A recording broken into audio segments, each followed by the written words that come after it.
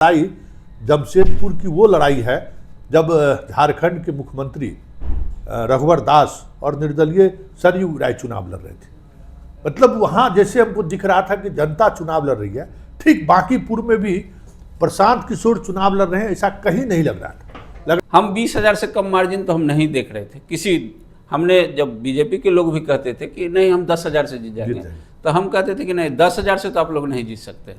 अगर आप जीतेंगे तो 20,000 से जीतेंगे, नहीं तो हारेंगे भी तो उसी मार्जिन से हारेंगे। लेकिन हम ये मानते थे कि बीजेपी 50,000 के वोट से जीती हुई, अभी बंगाल जीती, अभी बिहार जीती, और इस बार एक बारगी उसका ताश की तरह बिखर जाएगा। वो पन्ना प्रमुख, वो शक्ति केंद्र, वो घर घर कार्यकर्ता सब बिखर गया। सबसे वर्स्ट उम्मीदवार चयन था आपका। पहले भी अभिषेक बंटी, वह भी गलत चयन था। आधिकारिक रूप से अनधिकारिक रूप से हम जिसको देंगे वो जीत जाएगा, कुत्ता बिल्ली जीत जाएगा। प्रशांत किशोर की कंसिस्टेंसी ने भी उसको पे किया है। 3 साल से लगातार जो कंसिस्टेंट रहना राजनीति में यह आवश्यक है। इससे आपको तेजस्वी यादव या अन्य लोगों को सीख लेनी चाहिए। अगर आपको उम्मीदवार देना था तो आपकी पार्टी के और भी यहाँ लोग थे, चाहे ऋतुराज सिन्हा हो, चाहे आशीष सिन्हा हो, अजय लाख हो। आप ऐसे व्यक्ति को दे रहे हैं कि जिसको पहचान नहीं रहा, खोज रहा है आखिर है कौन। एक तो यह जो जेनजी आंदोलन जो हुआ जंतर मंतर पर, उसको इतना हल्के में जो ले लिया जा रहा है, या उसको जिस तरीके से बीजेपी टैकल कर रही है, वो उतना हल्के में लेने की चीज़ नहीं है। कि ये जो आंदोलन का बिहार में, पटना में खास करके आंदोलन का वही एरिया था जिसमें बांकीपुर में चुनाव होना, मतलब आंदोलन का पूरी हृदय स्थली जो थी वही था बिहार में, वो बांकीपुर ही था। रविशंकर का बूथ वहाँ हार गई बीजेपी, रविशंकर जी का बूथ हार गई बीजेपी, रामकृपाल उम्मीदवार के बूथ हार गई बीजेपी, रामकृपाल जी के बूथ पर बीजेपी हार गई। आखिर ये क्या है? नमस्कार, आज हम बात करेंगे बांकीपुर उपचुनाव के परिणाम पर। वाकई में क्या है, क्या खास है, क्योंकि जितनी जुबान उतनी बातें। कोई ये मानने को तैयार नहीं थे कि ऐसा भी हो सकता है। और एक से एक मतलब इस फील्ड के एक्सपर्ट भी मानते थे कि बहुत ही कांटे की लड़ाई है।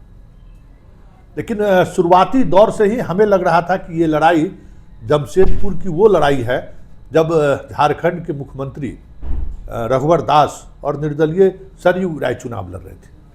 मतलब वहाँ जैसे हमको दिख रहा था कि जनता चुनाव लड़ रही है, ठीक बांकीपुर में भी प्रशांत किशोर चुनाव लड़ रहे हैं, ऐसा कहीं नहीं लग रहा था। लग रहा था कि जनता चुनाव लड़ रही है। तो जनता के चुनाव लड़ने का क्या मैंडेट हो सकता है, वो आज सामने है। और इस पूरे मुद्दे पर जिनसे हम बात करने के लिए आज हम आपके साथ हैं, वो अमित जी हैं। हम दोनों का रिश्ता 23 वर्षों का रिश्ता है पत्रकारिता जीवन में। साथ साथ समझिए कि हम लोग पत्रकार बने, साथ साथ खबरों की दुनिया में गोता लगाते हुए ये भी पटना पहुँचे और हम भी पटना पहुँचे। हाँ, आज ये एक दूसरे विधा के मास्टर हैं, कह सकते हैं कि साइकोलॉजिस्ट।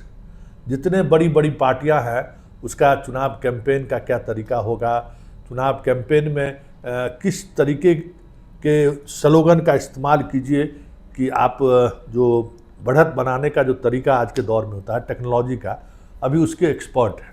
और बिहार में इनके आसपास बहुत कम लोगों को पता होगा कि बिहार में प्रशांत किशोर जिस लेवल पर हैं, उस लेवल के बराबरी के स्तर पर यहाँ भी बिहार में भी टीम है, और उसका नेतृत्व अमित जी करते हैं। हिमाचल, बंगाल, यूपी, दिल्ली चुनाव, हर पार्टी के चुनाव को ये कोऑर्डिनेट करते रहते हैं, लेकिन पर्दे के पीछे से। स्वागत है अमित जी आपका। जी नमस्ते। नमस्कार। हम दोनों आदमी में बहस होती थी तो आप कहते थे कि लगता नहीं। ये मैं सार्वजनिक रूप से इसको स्वीकार करूंगा कि आपसे बात करते थे, चुनाव के दिन भी बात किए, चुनाव से पहले भी बात किए। संतोष जी कहते थे कि चुनाव प्रशांत जीत रहा है, बीजेपी हार रही है। हम कह रहे थे कि नहीं, चुनाव बीजेपी आखिर तक निकाल लेगी, उम्मीद हमें। और हम 20,000 से कम मार्जिन तो हम नहीं देख रहे थे किसी। हमने जब बीजेपी के लोग भी कहते थे कि नहीं हम 10,000 से जीत जाएंगे, तो हम कहते थे कि नहीं 10,000 से तो आप लोग नहीं जीत सकते। अगर आप जीतेंगे तो 20,000 से जीतेंगे, नहीं तो हारेंगे भी तो उसी मार्जिन से हारेंगे। लेकिन हम ये मानते थे कि बीजेपी 50,000 के वोट से जीती हुई, अभी बंगाल जीती, अभी बिहार जीती, और इस बार एक बारगी उसका ताश की तरह बिखर जाएगा। वो पन्ना प्रमुख, वो शक्ति केंद्र, वो घर घर कार्यकर्ता सब बिखर गया। आखिर कैसे ये हुआ? तो अगर आप देखेंगे तो एक एक करके लग रहा है कि जैसे बीजेपी अपने पांव पर कुल्हाड़ी मारते हुए चल रही है। उम्मीदवार चयन में आपको सबसे वर्स्ट उम्मीदवार चयन था आपका। पहले भी अभिषेक बंटी, वह भी गलत चयन था। उसके बाद आप जो जिसको उम्मीदवार बनाए वह भी गलत था, नीरज सिन्हा। और इसमें यह बात आना आधिकारिक रूप से अनाधिकारिक रूप से, हम जिसको देंगे वो जीत जाएगा, कुत्ता बिल्ली जीत जाएगा। तो हम लोग देखे हैं बिहार के चुनाव में या देश के भी चुनाव में, कहीं भी अगर इस तरह का सेंटिमेंटल अगर आप बोलिएगा, जो एरोगेंसी जिसमें झलकती है, जनता उस पर बहुत कड़ा प्रतिकार करती है। एक उदाहरण हम बताएंगे कि एक चुनाव था, हम बेगूसराय जिला से ताल्लुक़ रखते हैं, वहाँ मटिहानी विधानसभा क्षेत्र, वहाँ के एक विधायक थे, लगातार जीत रहे थे, बोगो सिंह। तो बोगो सिंह से ऐसे ही किसी यूट्यूबर ने इंटरव्यू लिया और इंटरव्यू में वो बोल दिया कि के माइक लाल छे जो हमरा हराए देते मटिहानी में। उनका यही लाइन था, कोई माइक लाल पैदा नहीं लिया है मटिहानी में हराने वाला। अब यह बात जो है वहाँ सेंटिमेंट ऐसा पैदा हुआ 2020 के चुनाव में कि वहाँ राजकुमार सिंह एलजेपी का एकमात्र विधायक जीता था। पूरे बिहार में एलजेपी नहीं जीती, एलजेपी का वही एकमात्र विधायक जीता था, वो जीत गया। तीसरे नंबर पर था, वो नंबर 1 हो गया। तो वही परिस्थिति एक तो यह था। दूसरा है कि पूरा हम मानेंगे कि देखिए, हम भी मानते हैं कि प्रशांत किशोर की कंसिस्टेंसी ने भी उसको पे किया है। 3 साल से लगातार जो कंसिस्टेंट रहना राजनीति में यह आवश्यक है। इससे आपको तेजस्वी यादव या अन्य लोगों को सीख लेनी चाहिए। राजनीति में कंसिस्टेंसी आवश्यक है, आवश्यक हर किसी के लिए। राहुल गांधी कम सोना का चम्मच लेके पैदा नहीं लिए हैं, लेकिन संघर्ष उनको भी जमीन पर करना पड़ेगा और कर रहे हैं, तभी उनको भी कुछ जब प्रभाव बढ़ा तो फिर दिखा दिए, प्रभाव बढ़ा, अन्यथा वो भी पीछे हो रहे थे। तो कंसिस्टेंसी और विफलता के बाद भी कंसिस्टेंट रहना। प्रशांत किशोर भी, जब हमें नहीं लगता है कि जब वो नॉमिनेशन करने आए होंगे बांकीपुर को, तो वो समझ रहे होंगे कि हम जीत जाएंगे, ऐसा कुछ अनुमान नहीं होगा उनको। एक वाक्य हम अपने दर्शक को बता दें कि जिस समय नॉमिनेशन की बात हो रही थी तो मेरी पहली बार बात हुई, तो उन्होंने कहा कि भाई आप हमको रणछोड़ घोषित किए हुए जी। तो हम बोले कि हैं ही, फिर भाग जाइएगा आप जी। लेकिन अगर तो बोले कि मैं बांकीपुर अगर लड़ूँ तो हम कहले आप जीतिएगा। कैसे? तो हम जीतिएगा ना, क्योंकि अब जो सेंटीमेंट है ना वो सेंटीमेंट आपके साथ है और वो पे करेगा आपको। हाँ, तो अगर हम लड़ गए तो रणछोड़ वही कहिएगा नहीं, हम तब रणछोड़ नहीं करेंगे। लेकिन आप ऐसा नहीं कि जैसे पिछले चुनाव में प्रचार अभियान का अंतिम दौर में चल गए घोड़ा लेके, वैसे चल जाएंगे तो फिर जनता निराश हो जाएगी। नहीं, इस बार संतोष जी लड़ेंगे। तो एक जो प्रशांत किशोर की छवि थी ना कि बीच चुनाव में जो पिछले बार उन्होंने किया, थोड़ा ये आए तो उसका वो, लेकिन इस बार एकदम चुनाव के दिन तक वो आदमी लड़ता रहा।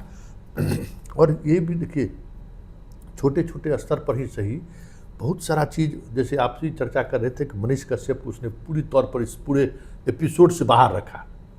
बाकायदा ऐसी हमारी सूचना है कि उसको बाकायदा फ़ोन करके इन्होंने कह दिया कि आप बांकीपुर में चुनाव प्रचार नहीं करेंगे, एक वीडियो नहीं बनाएंगे, बांकीपुर में दिखेंगे नहीं। ये बहुत बड़ी बात थी। मकसद ये था कि जो समीकरण बन रहा है उसको आपकी वजह से कहीं उसमें परेशानी ना पैदा हो। दूसरा यह कि आप ये देखिए, कंसिस्टेंसी क्या होती है जनता में। एक तो यह अभिषेक बंटी को उम्मीदवार बनाया, अभिषेक बंटी और प्रशांत किशोर में कहीं कोई मुकाबला नहीं।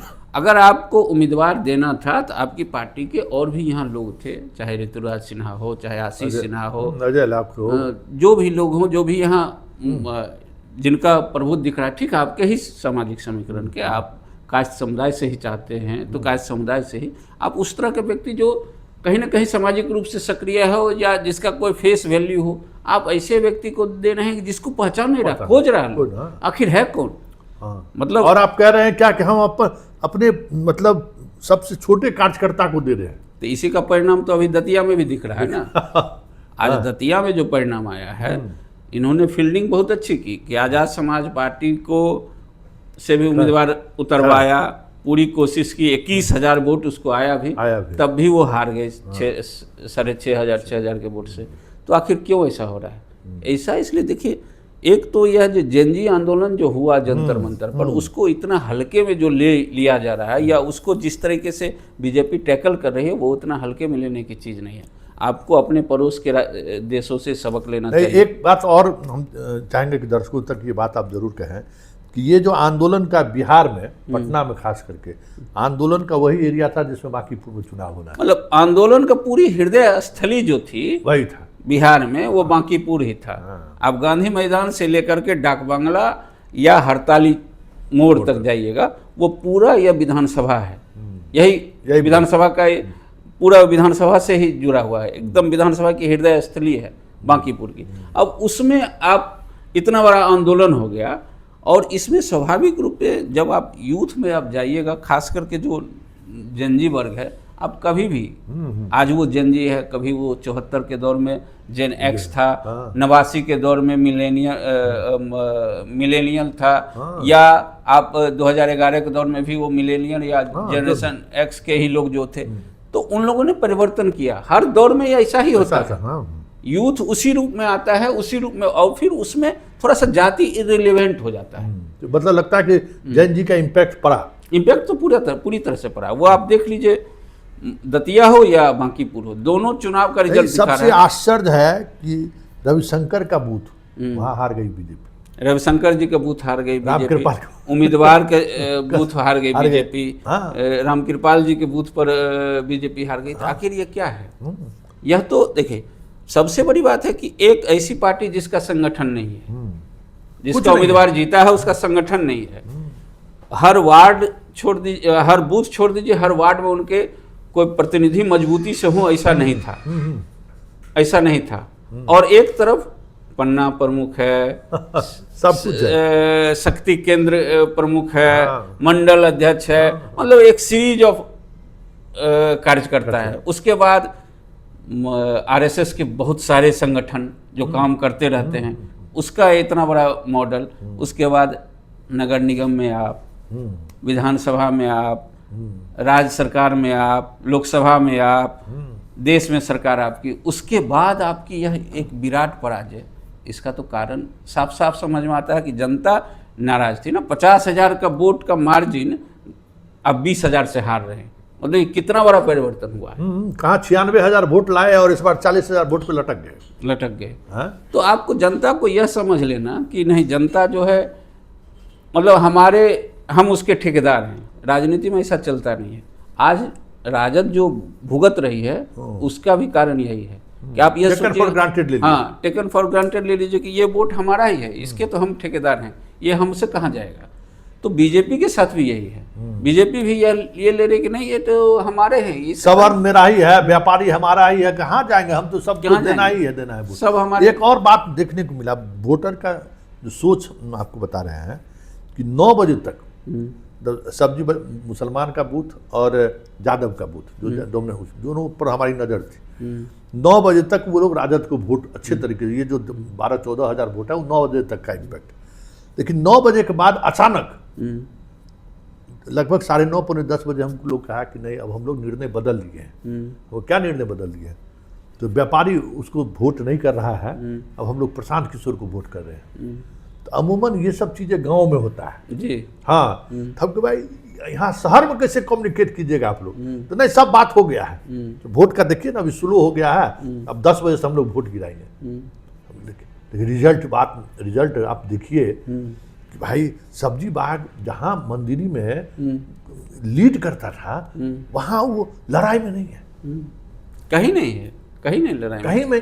मतलब आप अगर उनका देखिएगा, उनके, हमको लगता है कि उनके फॉर्म 20 का मूल्यांकन कीजिएगा राजद के उम्मीदवार का, तो आपको देखने को ये मिलेगा कि गैर MY समीकरण के बूथ पर ही कुछ उनको ज़्यादा मिल गया। हाँ, मतलब एक उदाहरण के तौर पर बेस बूथ पर हो सकता है कि उनको बेहतर परफॉर्मेंस दिख रहा हो। नहीं, आपको लगभग 7,000 वोट तो यहाँ से एक वार्ड से शुरू कीजिए और सब्जी बाग के बीच में उसको आया 7,000। उस 7,000 वोट उस तरफ, मतलब लाला जी का जो बीजेपी का जो डोमिनेंस का एरिया है, उस एरिया में उनको वोट आया है। तो मतलब वो वैश्य समुदाय का जो वोट था, जो जाता था बीजेपी के साथ, उसमें मतलब इन लोगों ने रणनीति यह बनाई थी कि हम बीजेपी आरजेडी उम्मीदवार को यह दिखाएंगे कि आरजेडी उम्मीदवार लड़ाई में है, हाँ। और इससे एमवाई वोट जो है वो पूरी तरह से आरजेडी उम्मीदवार के साथ जाए, हाँ। नहीं कम से कम 60% बहुमत वोट उसका जाए। पूरी कोशिश बीजेपी की रणनीति की ये रही, लेकिन इसका नुकसान ये हुआ कि उनको तो उनका वोट तो नहीं मिला, अलग से ये हुआ कि जो जिस समुदाय से उम्मीदवार आती थी उस समुदाय का ही कुछ वोट ले लिया, जो कि टिपिकली माना जाता है कि वो बीजेपी का वोटर है, क्योंकि जनसंघ के जमाने से माना जाता है कि वैश्य समुदाय बीजेपी का वोटर है।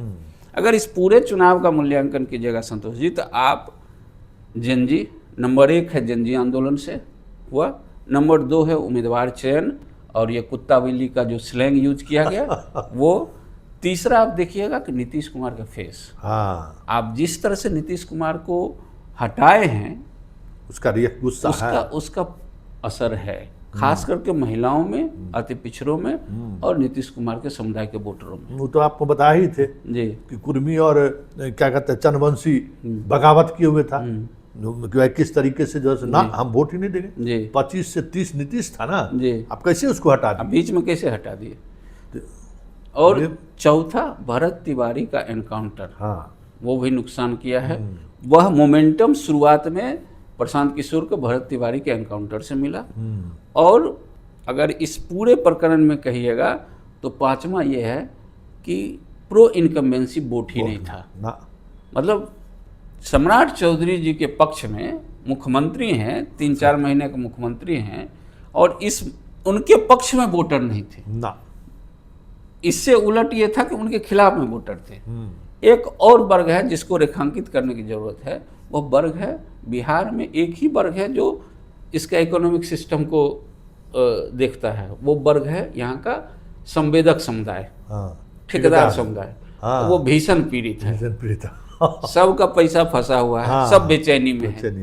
अब वह समुदाय भी चाह रहा था कहीं न कहीं इन पर आघात हो, और उस समुदाय ने भी कहीं न कहीं इनके खिलाफ काम किया है। सबसे बड़ी बात अमित जी, दिल्ली से, मुंबई से, बेंगलुरु से, मतलब हार्डकोर जो बीजेपी था ना, वो भी फोन करके पूछता था कि संतोष जी सही में बीजेपी हार रही है कि नहीं, इसको कहिए ना, हारे कैसे भी, अब क्या बात कर रहे हैं। तो बीजेपी का जो हार्डकोर था ना, हम पूछते थे कहा ऐसा कर रहे हैं, तो नहीं, बहुत मन भर गया है। नहीं, ये बात तो है। हाँ, एरोगेंसी एरोगेंसी को लेकर, मतलब पार्टी के नेतृत्व को लेकर कि कुछ भी हम कर देंगे, कार्यकर्ता मेरा मान जाएगा। नहीं, आप उदाहरण देखिए ना, आप क्या किए हैं। उड़ीसा का मुख्यमंत्री का नाम आप पूछिएगा, किसी को नहीं याद होगा। आप पूछिए छत्तीसगढ़ का मुख्यमंत्री, आम लोगों को नहीं याद होगा। गुजरात का मुख्यमंत्री नहीं याद होगा।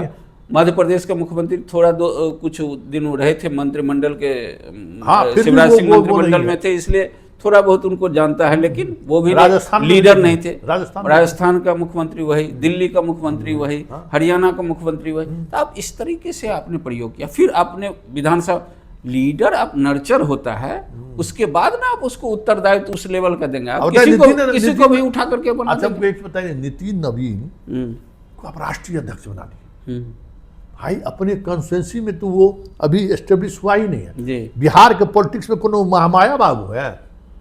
लाला ऐसा महामाया बाबू को भी हार देखनी पड़ी थी। यही महामाया बाबू को महामाया बाबू जीते थे, केवी सहाय को हार देखनी पड़ी थी, मुख्यमंत्री थे। तो भाई आप वो चेहरा नहीं है ना कि भाई नितिन नवीन उतना बड़ा बिहार का पॉलिटिशियन, उसको देश का राष्ट्रीय, अरे भाई बिहार में वो 5वां-6ठा नंबर का पॉलिटिशियन कोई, और उसको आप राष्ट्रीय अध्यक्ष बना दिए। ये कम से कम ये भी तो सीधा औंठा दिखाना हुआ। आप पूरी तरीके से देखिएगा इस पूरे चुनाव में, तो यह एक और बात है। इस पूरे विश्लेषण के बाद बिहार में एक बेचैनी है, विकल्प की बेचैनी है, छटपटाहट है। बिहार 30 साल से 35 साल से एक रास्ता जो राजनीति में आई हुई है, उससे अलग कुछ देखने की ख्वाहिशमंद है। ऐसा नहीं कर रहे कि वो मंडल से अलग ही सोच रहा है, ऐसा नहीं। वह एक नया विकल्प चाह रहा है, एक नई राजनीतिक उम्मीद खोज रहा है। तो किसी को प्रशांत किशोर में कभी दिख जाता है, तो कभी आम आदमी पार्टी का जब हलचल दिल्ली में पैदा होती है तो बिहार में वो ढूंढने लगता है, या कभी कांग्रेस से उम्मीद पाल लेता है, या बीजेपी में किसी नए नेतृत्व से पाल लेता है, या नीतीश कुमार के ही दल की ओर कुछ मुखातिब होता है। तो वो देखता है कि कहाँ से हमें नया नेतृत्व मिलेगा, ये उम्मीद है। लेकिन उसको कहीं से कोई विकल्प मिल नहीं रहा है। तो जैसे ही दिखा कि बिहार में बांकीपुर में हराया जा सकता है बीजेपी को, प्रशांत किशोर का एक नया नेतृत्व उभारा जा सकता है, तो उसने दे दिया वोट कि तुम देखो, तुमने मेहनत किया 3 साल, हम तुमको विधायक बना रहे हैं, अब देखो तुम कैसे बिहार में काम कर सकते हो। अब 2 सवाल मेरा रहेगा, आखिरी सवाल। एक सवाल कि जिस तरीके से अति पिछड़ा और कुर्मी नीतीश की वजह से जो एक गैप हुआ है, वो भी असहज है सम्राट को लेकर। जी, सीधी बात यही करते थे, अरे ये लठ जैसा बात करता है, मतलब अब चंद्रवंशी समाज भी यही टोन और ये भी यही टोन कि नहीं, बात विचार में बड़ा दूसरे तरीके का है, सौम्यता नहीं है जी। तो अब आने वाले समय में, क्योंकि देखिए ये तो तय हो गया कि नीतीश कुमार अगर नहीं रहे तो नीतीश कुमार का वोट बीजेपी को नहीं जाएगी, वो तो बांकीपुर ने संदेश दे दिया जी। इसका बिहार के राजनीति पर क्या प्रभाव पड़ेगा? देखिए सर, आपने कहा कि अति पिछड़ा और कुर्मी, इसमें 2 और जोड़ लीजिए, महिला और आकांक्षी युवा, जिसको उम्मीद है। नीतीश कुमार उसकी आकांक्षाओं को पूरा नहीं कर पा रहे थे, यह बात सही है, लेकिन फिर भी नीतीश कुमार में उसको लग रहा था कि एक लीडर है जिससे संवाद होता है, जो संवाद करने की शैली है, जिसके पास कोई विजन है, काम करे ना करे लेकिन एक दृष्टि है उसके पास। इनके साथ वो पूरा गैप दिखता है। तो ये चारों वर्ग चौराहे पर है, एकदम असहज है, एकदम असहज है। वो किधर जाएगा इसकी वो तैयारी कर रहा है, वो ढूंढ रहा है विकल्प। उसी विकल्प में बांकीपुर में वो नया विकल्प ढूंढ लिया।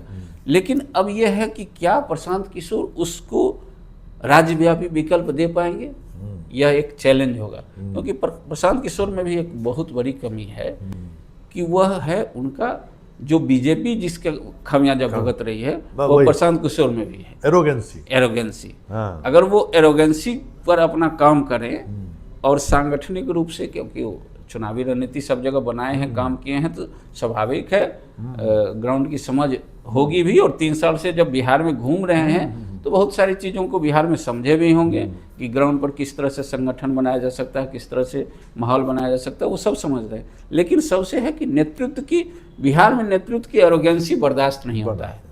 थोड़े देर तक झेल लेगा लेकिन अधिक समय तक नहीं झेल पाएगा। इस पर उनको बहुत काम करने की जरूरत होगी। एक आखिरी सवाल, प्रशांत जब नॉमिनेशन किए डे फर्स्ट से देखिए वो सम्राट से कह रहे थे कि मेरी लड़ाई है, सम्राट से, न नितिन नवीन का वो नाम ले रहे थे, न उम्मीदवार की बात करते थे, सम्राट की बात कर रहे थे और शाह और मोदी की बात करते थे कि बिहार के लोगों ने आपको इतना बड़ा मैंडेट दिया और आप एक अंगूठा छाप को 7वीं फेल को और एक अपराधी को आपने मुख्यमंत्री बना दिया।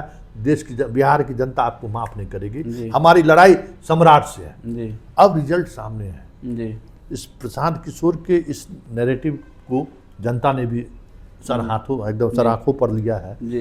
इसका असर सम्राट के भविष्य पर कितना पड़ेगा? देखिए, सम्राट तो मुख्यमंत्री बनने के बाद से सहज नहीं है। यह आप उनके प्रशासनिक कार्यकलाप में, उनके मुख्यमंत्री के तौर पर, उनके रवैये से, उनके पब्लिक प्रेजेंस से आप समझ सकते हैं कि बहुत सहज नहीं हो पाए। क्योंकि जो देखिए, बिहार बहुत ही जटिल राज्य है और यहाँ शासन सत्ता चलाना बहुत सहज काम नहीं है। बहुत तरह की इशू इमर्ज करते रहते हैं, बहुत तरह के मामले इमर्ज करते हैं। वाइब्रेंट स्टेट है। अब खास करके पॉलिटिकली तो बहुत शार्प स्टेट है। ये अपने मतलब अपने हितों के प्रति बहुत जागृत नहीं स्टेट है, लेकिन पॉलिटिकली बहुत शार्प स्टेट है। तो वहाँ आप संवाद करने में आप कमजोर हैं, आप विजन बनाने में कमजोर हैं, आपके पास कोई टीम नहीं है। देखिए, सम्राट जी की सबसे बड़ी कमी क्या है? टीम नहीं, उनके पास सलाहकारों की टीम नहीं है। ये सबसे बड़ी कमी है। ना उनका कोई प्रशासनिक सलाहकार है। नीतीश कुमार के पास क्या था कि सीजन पॉलिटिशियंस उनके सलाहकार थे। नीतीश कुमार के साथ क्या था कि उनके पास सीजन ब्यूरोक्रेट सलाहकार थे और नीतीश कुमार इंटेलेक्चुअल से भी संवाद करते थे, चाहे देश के विदेश के समय में ही पत्रकार लोगों से बात कर लेते थे, तो इंटेलेक्चुअल से संवाद करते थे। और बिहार ही नहीं, देश में आप देखिएगा, जब तक नीतीश कुमार सक्रिय थे, अपने सक्रिय राजनीतिक जीवन में थे, तो आप देखते होंगे कि सबसे ज़्यादा मीडिया से संवाद करने वाला पूरे देश में कोई मुख्यमंत्री होगा तो उसमें नीतीश कुमार की गिनती होगी। तो वो एक सलाहियत थी। और दूसरा था कि वो केंद्र में 6 साल केंद्र में मंत्री रहे थे, तो वो एक आउटलुक डेवलप हो जाता है, तो वो उनमें सलाहियत थी। सम्राट जी का चैलेंज क्या है कि अपना शैक्षणिक पृष्ठभूमि कमज़ोर है, राजनीतिक पृष्ठभूमि कमज़ोर है, कोई प्रशासनिक उस तरह की उनकी मजबूत लॉबी नहीं है जिसको वो साध सके या जो उनके बहुत मजबूत सलाहकार हों, इंटेलेक्चुअल से संवाद नहीं है। आपको राजनीतिक सीजन्ड पॉलिटिशियन आप उनके पास देखिए कि कौन लोग बैठते हैं, तो आपकी यह जो कमी है यह बहुत भारी पड़ती है। आपको शासन चलाने के लिए आपको इन लोगों को, हर व्यक्ति, अकबर के बारे में कहा जाता था कि पढ़े लिखे नहीं थे, लेकिन अकबर का दरबार था, नवरत्न का देखिए। हाँ, तो आप दरबार में सुनते हैं, लिसनिंग कैपेसिटी आपकी होनी चाहिए। आप सुनिए, गुनिए और फिर अपना निर्णय लीजिए। ये नहीं कि जो आपको वो कह रहा है वही आप मान लीजिए, लेकिन उसको समझिए और फिर अपना निर्णय लीजिए। वह भी आपको मिसयूज ना कर पाए। नीतीश कुमार को कोई बहुत मिसयूज नहीं कर पाया ना, सबका इस्तेमाल करते रहे। तो यह समझना होगा सम्राट चौधरी को, अन्यथा उनके लिए बहुत मुश्किल खड़ी हो जाएगी। चलिए, सम्राट के लिए मुश्किलें खड़ी हो सकती है। इस बांकीपुर के हार का सबसे कह सकते हैं कि आने वाले समय में बिहार की राजनीति पर अगर कोई असर दिखने को मिलेगा तो वो है सम्राट, क्योंकि सम्राट को लेकर बिहार भी सहज नहीं है और केंद्र में भी जो शाह और मोदी के बीच इन दिनों जो बातें चली आ रही हैं उसमें भी सम्राट को लेकर एक बड़ा खेमा जो दिल्ली का है वो सहज नहीं है। तो एक बांकीपुर का रिजल्ट पूरे बीजेपी की पॉलिटिक्स को प्रभावित कर दे आने वाले समय में तो कोई बड़ी बात नहीं होगी। इस बड़ी बहस को यहीं खत्म करते हैं, फिर किसी नए मुद्दों के साथ हमारी आपकी मुलाकात होगी। फिलहाल इजाज़त दीजिए, नमस्कार।